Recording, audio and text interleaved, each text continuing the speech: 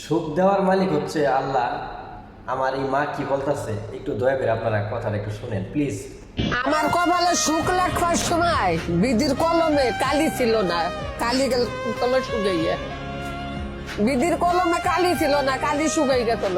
মানুষের এককালে সুখ হয়, এককালে দুঃখ হয়। আর আমার মার ভেতরে পড়েই আমার জীবন দুঃখে দুঃখে। আমার জীবন আমি সুখ করে পাইলাম না।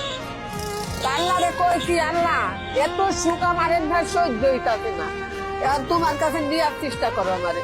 আমি আর এত সুখ সহ্য করতে পারি না।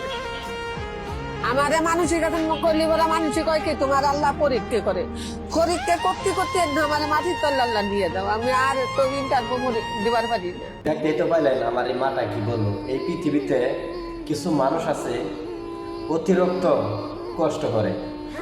আমার ভিডিওটা দেখানোর উদ্দেশ্য একটাই, যাদের এই মার মতো মা আছে একটু দয়া করে এই মাগুলার একটু আপনারা দেখবেন, আল্লাহর হস্তে মাগুলার একটু দেখবেন।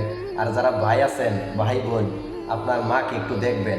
এই বয়সে যারা মা বাবারে দেখে না, এই লাস্ট বয়সে কই যাবো, শুরু থেকে আপনারা অনেক কষ্ট করে মানুষ করে পারলেন। তাই যদি ভালো লাগে আপনারা ভিডিওটা একটু শেয়ার করে আরেকজনে দেখার সুযোগ করে দেবেন। আর আমার একটাই রিকোয়েস্ট থাকবো, আপনাদের মা বাবার একটু দেখেন, কারণ কাল কিয়ামতের মাঠে আপনাকে জব দিতে হবে কিন্তু।